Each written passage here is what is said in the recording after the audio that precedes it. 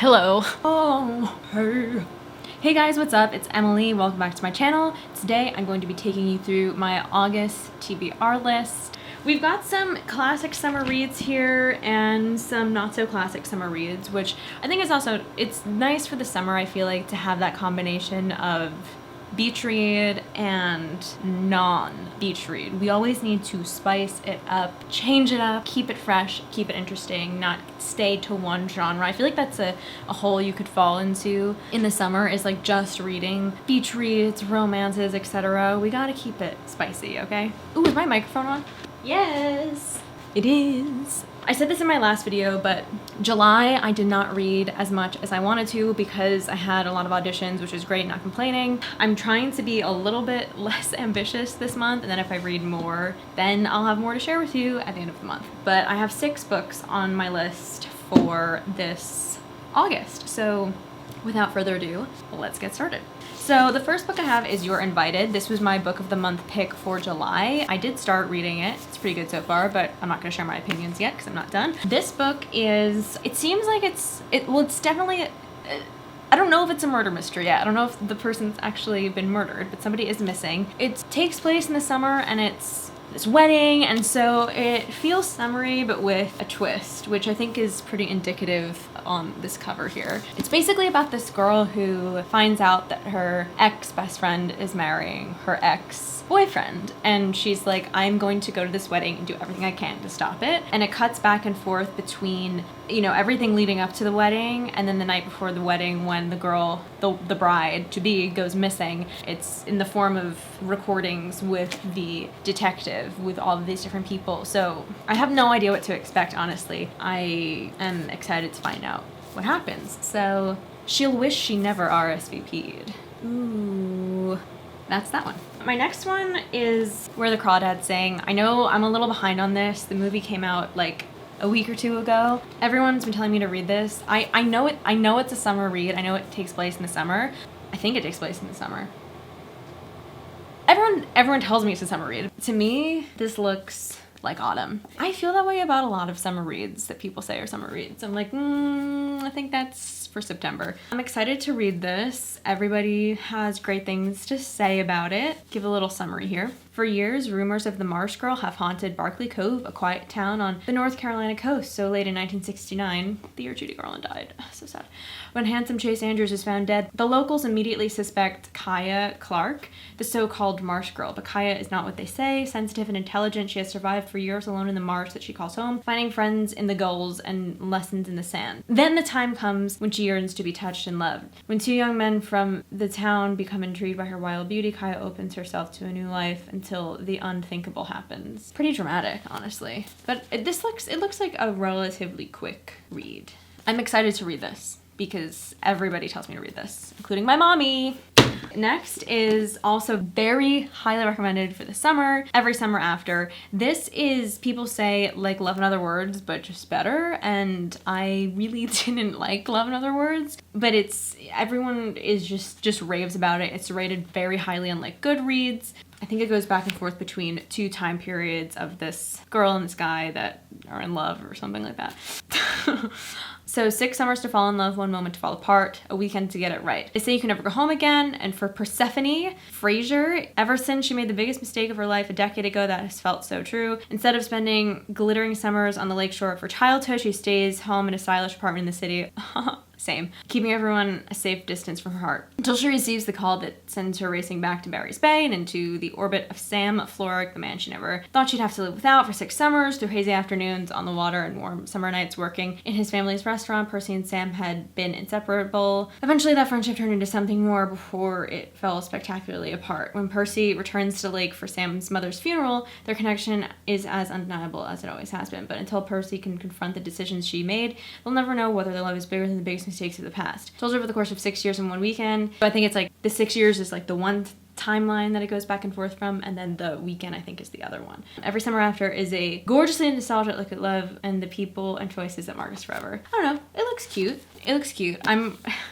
I'm really sick of like romance books. I've just read so much in the past 2 months, so I feel like after reading these 2, I'll probably be ready for this one. I mean, everybody is reading this book, so I feel like, you know, a really pretty cover. So.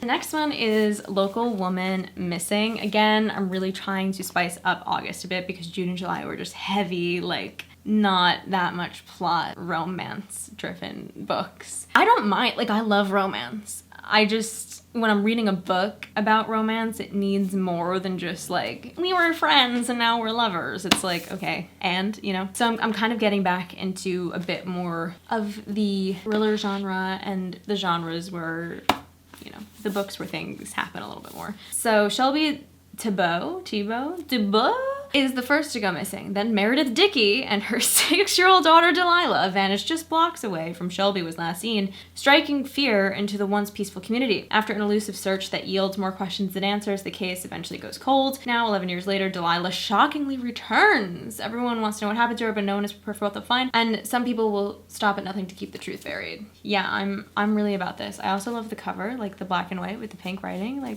really pretty. Anyway, I'm really excited to read this one. I don't know why, I just think it's gonna be good. It kind of gives me like Mare of Easttown vibes, which I really liked, so thrilled about that. Next is this book I had in my July TBR, did not get to it, but it's another Eileen, whatever, Hildebrand book. I loved Hotel Nantucket. That was my first book of hers, and so I wanted to start reading more. Now, this is obviously a summary book, but it's not, it's sad, you know? It's, she says like a psychopath, but like it's like deep. And that's kind of what I'm looking for now in my summer reads, like enough of this like surface level, like friends to lover, enemy to lover tropes, like totally done with that.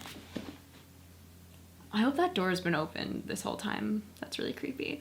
Okay, anyway, yeah, so it seems, okay, so this book is about when Mallory Blessing's son Link receives her deathbed instructions to call a number on a slip of paper in her desk drawer, he certainly does not expect Jake McLeod to answer. It's the late spring of 2020 and Jake's wife, Ursula de Gornsey, is the front runner in the upcoming presidential election. Link is sure there's been a mistake. How do Mallory and Jack know each other? Flashback to the sweet summer of 1993. Mallory has just inherited a beachfront cottage in Nantucket from her aunt, and she agrees to host her brother Cooper's bachelor party. Cooper's college friend Jake McLeod attends, and Jake and Mallory form a bond that will persevere through marriage, children, and Ursula's stratospheric political rise. Until Mallory learns she's dying. Inspired by the classic film Same Time Next Year, 28 Summers explores the agony and romance of a one weekend per year affair and the dramatic ways this friendship complicates and enriches their lives and the lives of people they love. Yeah, like, I'm really about this. We've got politics, we've got love, we've got family, we've got sadness, we've got summer, we've got Nantucket. I'm ready. This is a little over 400 pages, I think, which is why I've been holding off on it, which is dumb because every book I read is like 390 pages and this is 415. It's really not that different. I'm excited about this one as well. And then the last book, it's been a minute since I've read some nonfiction. I've read some good nonfiction books this year, but again, like I have been just reading these like super surface level summer reads for the past 2 months and again, over it. So I wanted to read Trick Mirror. I got this a while ago and I just haven't gotten into it yet, by Gia Tolentino. Reflections on Self-Delusion.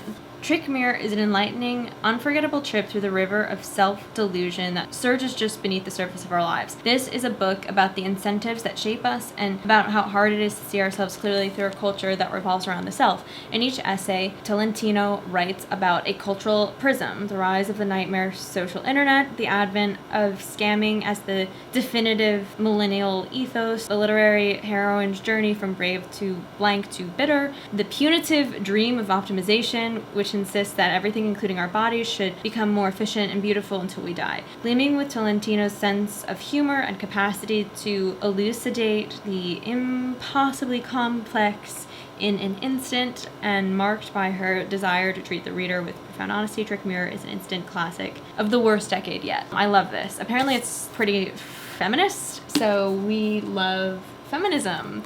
I really like to take stock and be critical of how we engage with each other and with images and how those images relate to our self-image and stuff. So I feel like this will give me a little time to pull back and reflect. And I think it's a good summer read because the cover is just so bright and fun.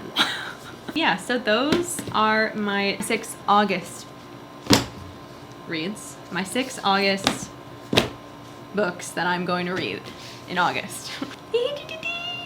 I'm more excited about these than I was about my July, just because I feel like there is a lot more variety, and there is romance and there is beach, but there's like a lot more in it, and so I am very excited to read these books this summer. These books I feel like are going to be really good, and I am excited to share my thoughts on them. If you have any other book recommendations, please feel free to leave them in the comments below. I am going to Europe in September and will definitely want some reads to take with me. So yeah, thanks so much for watching, and I will see you in the next one. Bye bye.